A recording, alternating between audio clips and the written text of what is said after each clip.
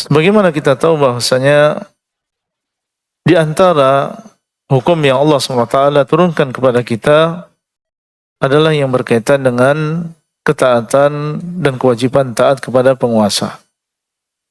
Allah Subhanahu wa taala mengatakan, "Ya ayyuhalladzina amanu athi'ullaha wa athi'ur rasul wa ulil amri minkum." Wahai orang-orang yang beriman, taatlah kalian kepada Allah dan taatlah kalian kepada Rasul dan ulul amri di antara kalian.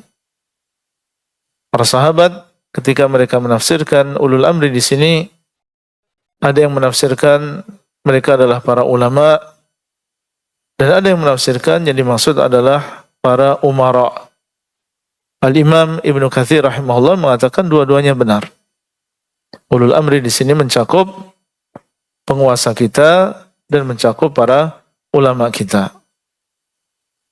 Dan para ulama menjelaskan bahwa ketaatan kepada ulul amri yang itu merupakan kewajiban. Yang dimaksud adalah ketaatan kepada ulul amri di dalam perkara yang tidak menyelisih syariat. Di dalam perkara yang tidak menyelisihi syariat. Penguasa di dalam mengatur sebuah negara, maka mereka mengeluarkan aturan. Misalnya di dalam dunia pendidikan, maka yang namanya sekolah, kalau ingin diakui, terakreditasi misalnya, maka dia harus memiliki standar demikian dan demikian. Itu sebuah aturan. Maka selama aturan tersebut tidak bertentangan dengan syariat, diharuskan kita untuk mentaati. Di dalam dunia lalu lintas atau di dalam permasalahan lalu lintas, maka pemerintah juga mengeluarkan aturan. Dan semuanya untuk maslahat manusia. Aturannya tidak boleh menyopir kecuali yang punya SIM.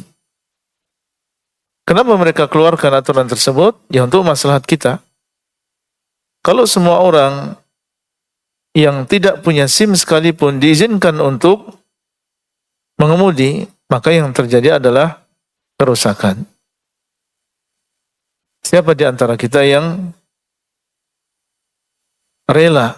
Siapa di antara kita yang ridha melihat seorang yang masih kecil, anak muda, nggak punya SIM, kemudian dia ugal-ugalan di jalan? Maka ini mafsadahnya, kerusakannya besar. Maka dibuat aturan seperti ini. Diharuskan untuk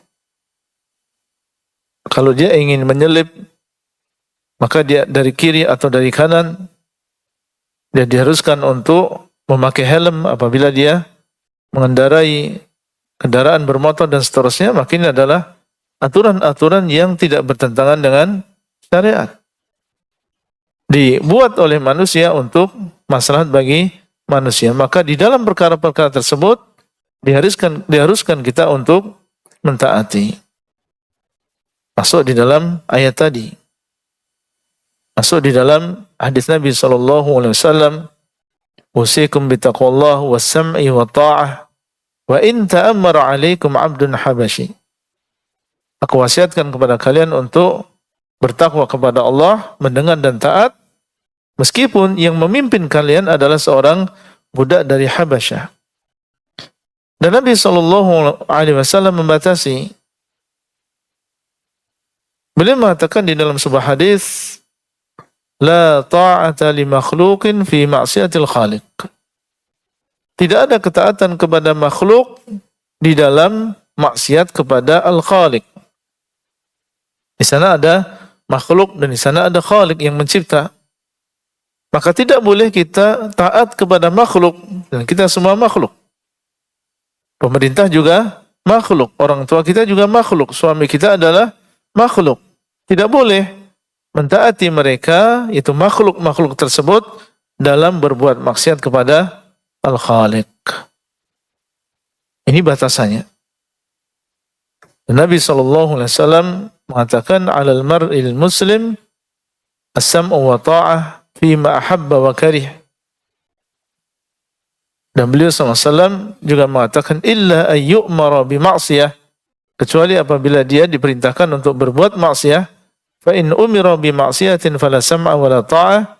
Apabila dia diperintahkan untuk berbuat maksiat, maka tidak boleh kita mendengar, tidak boleh kita taat. Ini menunjukkan adanya batasan. Jadi tidak ada bertentangan. Ya, tidak ada pertentangan antara taat kepada waliul amr atau dan juga larangan untuk menjadikan mereka sebagai taghut. Karena asalnya kita diperintahkan untuk mentaati waliul amr tentunya di dalam batasan yang telah ditentukan di dalam agama kita, yaitu selama di dalam perkara yang tidak bertentangan dengan syariat. Nah,